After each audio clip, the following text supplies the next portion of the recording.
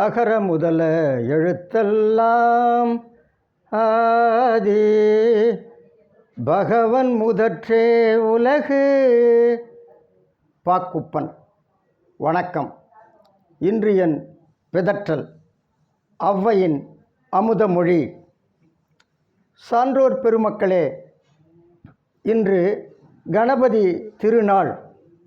இந்த கணபதி திருநாளில் உங்கள் அனைவரையும் நான் வாழ்த்துவதிலே வணங்குவதிலே பெருமகிழ்ச்சி கொள்ளுகிறேன்.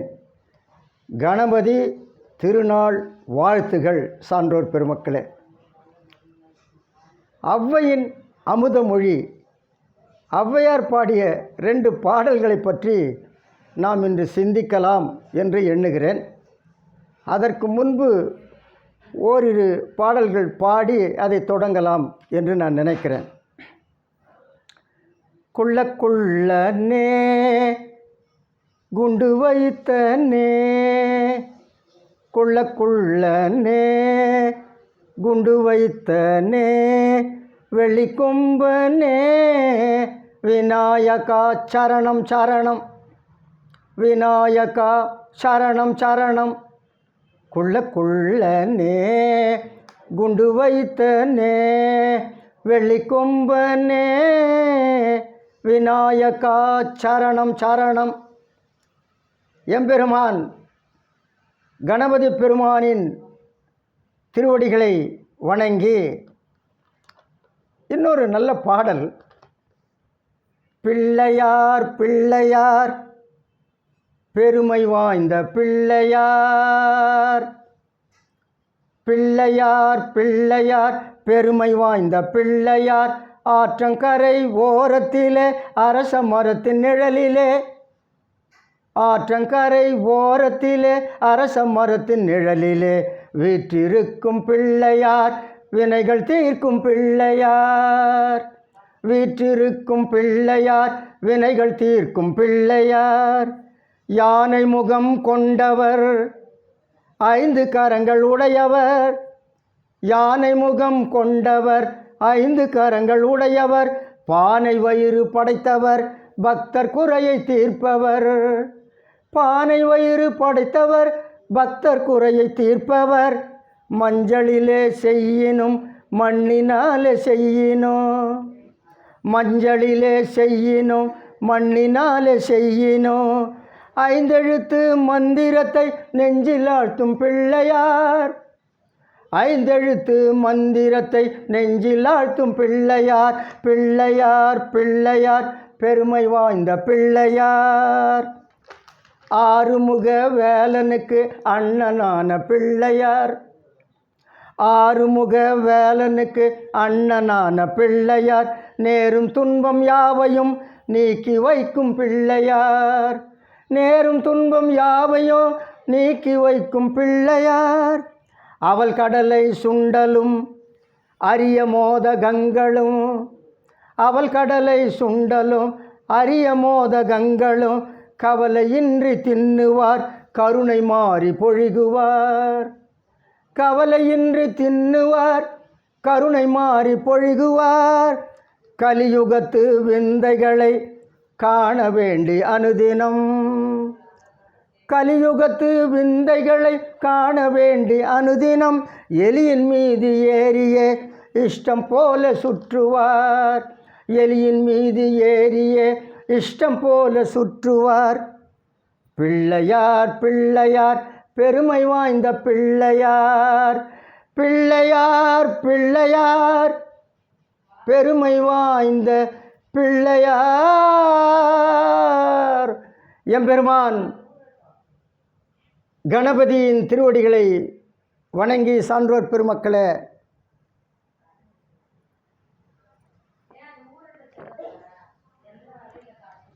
ஔவையார் பிள்ளையார் குறித்து 2 பாடல்கள் பாடியிருக்கார். உங்கள் அனைவருக்கும் தெரிந்ததுதான். இன்று கணபதி திருநாள் என்பதனால் ஔவையார் பாடிய அந்த பாடல்களை பாடுவது பொருத்தமாக இருக்கும் என்று நான் எண்ணுகிறேன். பாலும் தெளிதேனும் பாலுமாக பாகும் பருப்பும் இவை நாளும் கலந்துனக்கு நான் தருவேன். கோலம் செய்துங்கக் கரிமுகத்து தூமணியே, நீ எனக்கு சங்கத்தமிழ் மூன்றும் தா. கோலம் செய்துங்கக் கரிமுகத்து தூமணியே, நீ எனக்கு சங்கத்தமிழ் மூன்றும் தா. ஔவையார் கணபதி பெருமானிடம் வேண்டுகிறார், அப்பா பிள்ளையார், நான் உனக்கு 4 தருகிறேன், நீ எனக்கு 3 தா. மிக உலகத்தில் மிக உயர்ந்ததான அந்த 3ஐ தான்னு கேட்குறார். எது உலகத்தில் மிக உயர்ந்தது? சங்கத்தமிழ்தான் உயர்ந்தது. அதை விட உயர்ந்தது உலகத்தில் வேறு எதுவும் இல்லை. அதைத்தான் விநாயக பெருமானிடம் ஔவையார் வேண்டுகிற. நாமும் அதைத்தான் வேண்ட வேண்டும். பொண்ணு கொடு பொருள் கொடு தேவையில்லை, நீ கேட்க வேண்டிய அவசியம், அது தானாக தருவார் அவர். அப்போ நாம் கேட்க வேண்டியது, பெருமானே, கணபதி பெருமானே, பிள்ளையாரே, நீங்கள் எனக்கு சங்கத்தமிழ் மூன்றும் தா என்று கேட்கிறார். எப்படி சொல்கிறாரு? மிக அழகிய, உயர்ந்த, சிறந்த, தூய்மையான மாணிக்கம் போன்ற பிள்ளையார. மாணிக்கமாக இருக்கார நம்ம அப்பா பிள்ளையாரப்பன். மிக அழகிய, தும்பிக்கையுடைய, சிறந்த, உயர்ந்த, தூய்மையான மாணிக்கம் போன்ற பிள்ளையார, நான் அவருக்கு என்ன தருவேன்? நல்ல பால், பாலும் தெளிதேனும் பாகும் பருப்பும் இவை நாளும் கலந்து உனக்கு நான் தருவேன். பிள்ளையாரப்பா, நல்ல பால், தெளிந்த தேன், வெள்ளப்பாகு, பருப்பு, அடேயப்பா, எல்லாம் சுவையுடையவன, எல்லாம் சுவையுடையவை. இதெல்லாம் கலந்து கலந்து கலந்து பிள்ளையாரப்பா உனக்கு நான் தருவேன். நீ எனக்கு இந்த சங்கத்தமிழ், இயல், இசை, நாடகம் அடங்கிய, முத்தமிழ் அடங்கிய சங்கத்தமிழ் இருக்கிறதே, இந்த உலகத்தில் உயர்ந்த தமிழ் இருக்கிறதே, இந்த உலகத்தில் உயர்ந்த ஒரு பொருள் உண்டு என்றால் அது தமிழ், அது சங்கத்தமிழ். ஔவையார் அந்த மிக உலகத்தில், இந்த உலகத்தில் மிக உயர்ந்த பொருளாகிய அந்த சங்கத்தமிழ் மூன்றையும் தா என்று கேட்கிறார். ஆக நாம் விநாயக பெருமானிடம் இன்று கேட்க வேண்டியது, இன்று மட்டுமில்லை என்றும் கேட்க வேண்டியது சங்கத்தமிழ். ஔவையார் கேட்டது அதைத்தான். அவரை ஒட்டி நாமும் அதைத்தான் விநாயக பெருமானிடம், பிள்ளையாரிடம், கணபதி பெருமானிடம் நாம் வேண்ட வேண்டும், வேண்ட வேண்டும். சரி, இது கேட்டு வாங்கிறது. நீங்கள் ஒன்றும் கேட்கவே வேணாம். கணபதி பெருமானுடைய திருவடிகளில் பூவை எடுத்துகிட்டு போய் போட்டு தூவி போற்றுங்கள். பெருமானே, பிள்ளையாரப்பா வாழ்க, உன் திருவடி வாழ்க அப்படின்னு பூக்களை கொண்டு சென்று அவன் திருவடிகளை போட்டு அவனை போற்றுங்கள், புகழுங்கள், பாடுங்கள், ஆடுங்கள். ஆடினா என்ன கிடைக்கும்? வாக்குண்டாம், நல்ல மரம் உண்டாம், மாமலரால் நோக்குண்டாம், மேனி நுடங்காது. வாக்குண்டாம், நல்ல மனம் உண்டாம், மாமலரால் நோக்குண்டாம், மேனி நுடங்காது. பூக்கொண்டு துப்பார் துருமேனி, தும்பிக்கையான் பாதம் தப்பாமற் சார்வார் தமக்கு. தப்பாமல் சார்வார் தமக்கு. அடடா, விநாயகப் பெருமான், பிள்ளையார், கணபதி பெருமான் திருவடியில் பூக்கள் போட்டு உள்ளன்போடு வணங்கினா நீ ஒன்றும் கேட்க வேணாம், பட்டியல் கொண்டு போய் கொடுக்க வேணாம். என்ன நல்ல சொல் வளம் உண்டாகும். நீங்கள் பேசுனீங்கன்னா எல்லாரும் அடடா நல்லா பேசுகிறாரே, இனிமையாக பேசுகிறாரே, பிறர் மனம் புண்படாமல் பேசுகிறாரே, என்கிற ஒரு நல்ல சொல் உண்டாகும் வாக்கில். அதுக்கு விநாயகப் பெருமானுடைய அருள் வேணும்.